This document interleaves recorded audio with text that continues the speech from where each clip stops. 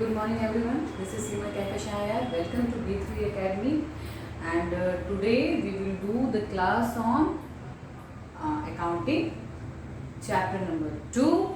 The name of that chapter is Basic Accounting Terms. Last time हमने accounting का introduction chapter पढ़ा था, जिसमें हमने आपको बताया था कि accounting की क्या क्या ज़रूरत होती है, कहाँ ज़रूरत होती है, किस तरीके से हम ये पता लगा सकते हैं कि किन चीज़ों का इस्तेमाल हम अकाउंटिंग के लिए करते हैं। अब उसके बाद हमारा जो नेक्स्ट स्टेप होता है वो अकाउंटिंग के कुछ बेसिक्स टर्म्स के बारे में जानने का, कि किसको किस नाम से बुलाया जाता है और किसका कहाँ पे कैसे यूज किया जाता है। ओके, तो सबसे पहले हम लोग यहाँ पे देखेंगे दैट हमारा चैप्टर है that basic accounting terms. Okay, the first one is about these terms की बेसिक अकाउंटिंग टर्म्स जो है कि हमको कोई भी ट्रांजेक्शन्स अगर बुक्स में रिकॉर्ड करनी है तो उसके लिए हमको उसके बेसिक टर्म्स के बारे में ज़रूर पता होना चाहिए। ठीक है, हमारे पास डिफरेंट टाइप्स की बुक्स हम लोग बनाएंगे, लेजर्स बनाएंगे, अकाउंटिंग्स बनाएंगे, डिफरेंट अकाउंट्स बनाएंगे, तो उसमें हर एक टर्म की जब तक हमको नॉलेज नहीं होगी हमको पता नहीं चलेगा कि इसको हमको कहाँ पुट अप करना है। तो सबसे पहला हमारा जो पॉइंट आता है that is called the business transactions. इसका सबसे पहला पॉइंट ये है कि जो भी इकोनॉमिक एक्टिविटी हमारी बिजनेस से रिलेटेड होगी हम उसी को ही अकाउंटिंग में इन्वॉल्व करेंगे, जो बाय फाइनेंशियल हमारी नेचर होगी। First thing. सेकंड थिंग क्या है कि अगर कोई भी ऐसी ट्रांजेक्शन्स हमारी कंपनी में हो रही है जिसकी वजह से हमारे कंपनी के अकाउंट्स में कुछ चेंजेस आ रहे हैं, that is called the business transaction.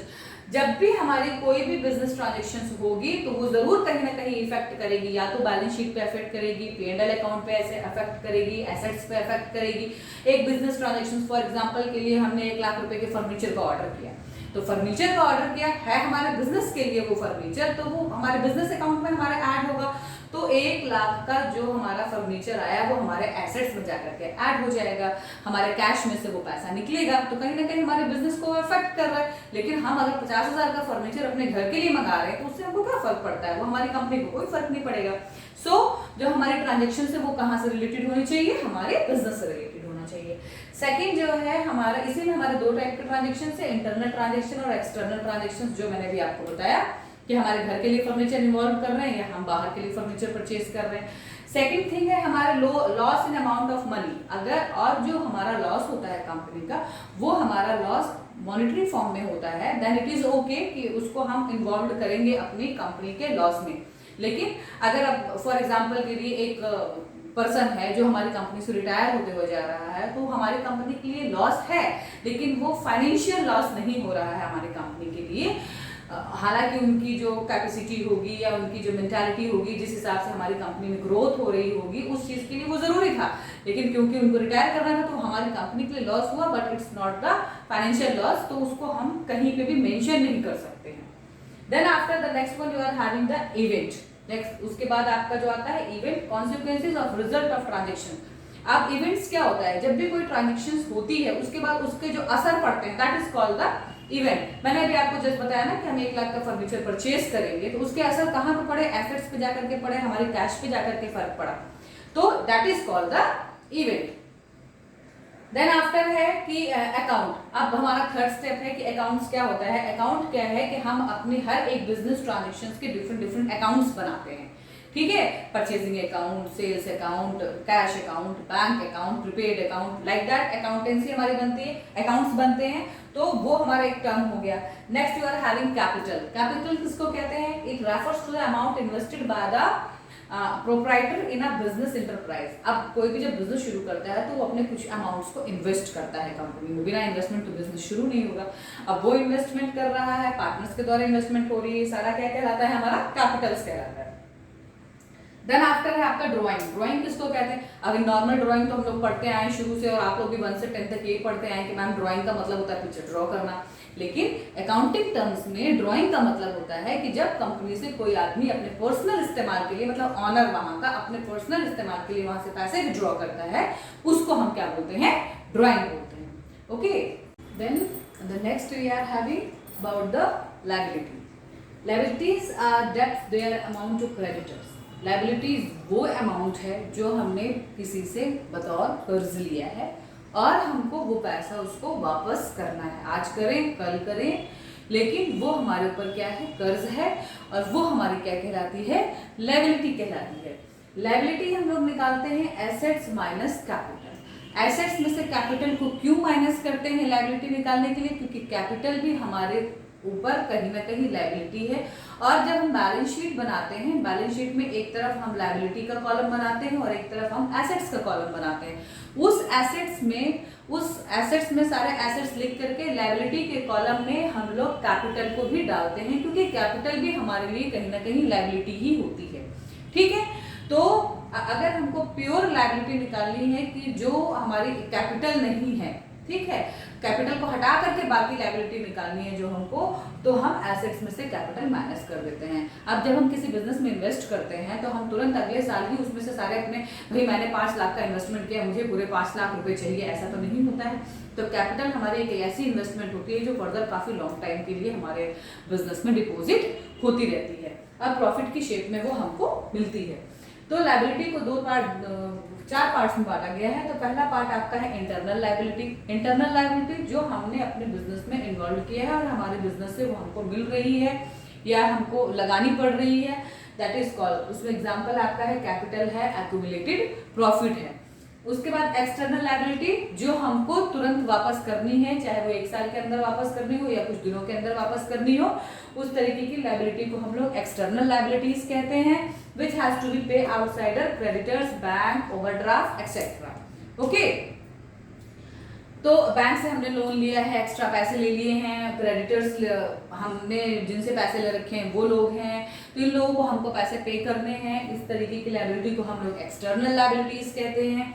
Then after आपके पास आती है non current liability. Non current liability उनको कहते हैं जिसका पेमेंट हमको हर 1 साल करना है या 1 साल बाद करना है, या हमारे पास टाइमिंग है, ज्यादा टाइम है उसको पे करने का, तो उसको हम नॉन करंट लायबिलिटी कहते हैं। फिर आपके पास आता है करंट लायबिलिटी। करंट लायबिलिटी उसको कहते हैं जो हमको कुछ ही वक्त में ही पे करना है, जिसके लिए हमारे पास 1 साल से कम टाइम है, कुछ महीनों का टाइम है, ऐसी लायबिलिटी को हम लोग क्या बोलते हैं, करंट लायबिलिटी। देन आफ्टर हमारे पास लायबिलिटी के बाद नेक्स्ट टॉपिक आता है, that is our assets. Assets किसको बोलते हैं, एक उन चीजों को बोलते हैं जो कंपनी में इन्वेस्ट की जाती हैं ताकि फर्दर वो हमको कैश और कंपनी को फ्यूचर प्रोवाइड कर सके। ठीक है, तो फॉर एग्जांपल के लिए अगर हमने कंपनी में प्लांट्स एंड मशीनरी इन्वेस्टमेंट किया है, प्लांट्स एंड मशीनरी के लिए, तो कल को प्लांट्स एंड मशीनरी हमारे कंपनी के लिए प्रोडक्शन करवाएगी और उस प्रोडक्शन से हमको मनी कैश मिलेगा। उसी तरीके से जैसे हमने लायबिलिटीज के कई पार्ट्स पढ़े थे, हमारे एसेट्स के भी कई पार्ट्स हैं। एसेट्स में सबसे पहला पार्ट हम लोग पढ़ते हैं non current asset. Non current asset उसको बोलते हैं जो हमारे बिजनेस में इन्वेस्टमेंट, उन चीजों का इन्वेस्टमेंट या हमारे बिजनेस में लगाना जिनका फर्दर हम जिनको सेल नहीं करने वाले हैं, हमारी कंपनी के प्रोडक्शन के लिए जिन चीजों की जरूरत होती है वो हमारे नॉन करंट एसेट कहलाते हैं। फॉर एग्जाम्पल के लिए अगर आप अपनी कंपनी में प्लांट्स एंड मशीनरी इन्वेस्ट कर रहे हैं, फर्नीचर लगा रहे हैं या कंपनी में इन्वर्टर या जनरेटर का सेटअप कर रहे हैं, तो वो आप अपनी कंपनी के प्रोडक्शन के लिए कर रहे हैं, ना कि आप अपने पर्सनल यूज के लिए, या फिर उस कंपनी में उससे कोई कैश कन्वर्ट नहीं होगा बल्कि बिजनेस का प्रोडक्शन होगा। इसको हम बोलते हैं non current asset. Non current assets को 2 पार्ट में बांटा गया है कि फिक्स्ड एसेट और करंट एसेट। फिक्स्ड एसेट्स को भी 2 फर्दर पार्ट में बांटा गया है, दैट इज टेंजिबल और इनटेंजिबल एसेट्स।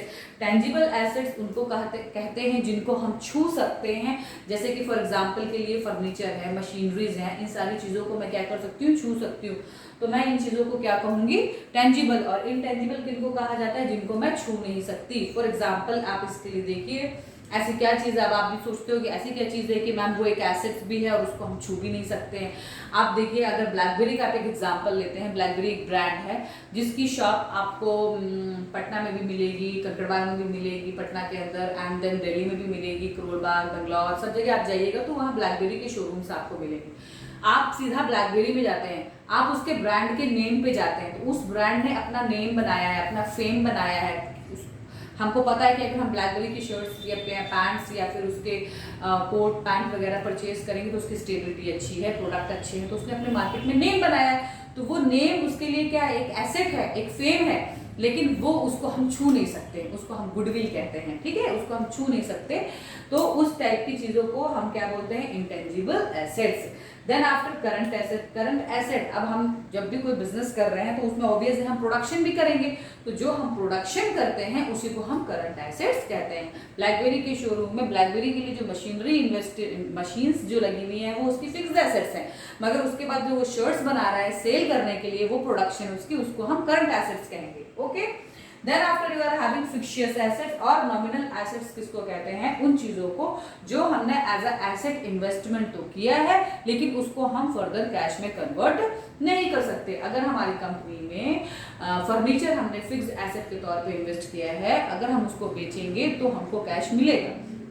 हमने जो प्रोडक्शन किया है उसको हम सेल करेंगे तो भी हमको क्या है, कैश मिलेगा। लेकिन अगर हम अपनी कंपनी में एडवर्टाइजमेंट पे एक्सपेंस करते हैं, जबकि वो मेरी कंपनी के लिए एसेट ही काम कर रहा है, क्योंकि वो हमारी कंपनी के प्रोडक्शन और उस कंपनी के मार्केटिंग के लिए हेल्पफुल है, लेकिन क्या हम एडवर्टाइजमेंट को फर्दर बेच सकते हैं, नहीं बेच सकते हैं। तो ऐसी चीजों को हम लोग क्या बोलते हैं, नॉमिनल एसेट्स बोलते हैं। इसके बाद आपको हम पढ़ाएंगे that is the capital receipts and revenue receipts. तो इसके बारे में फर्दर आपको नेक्स्ट वीडियो पोस्ट करती हूँ। And thank you for subscribing the channel and kindly like subscribe my channel. Thank you so much.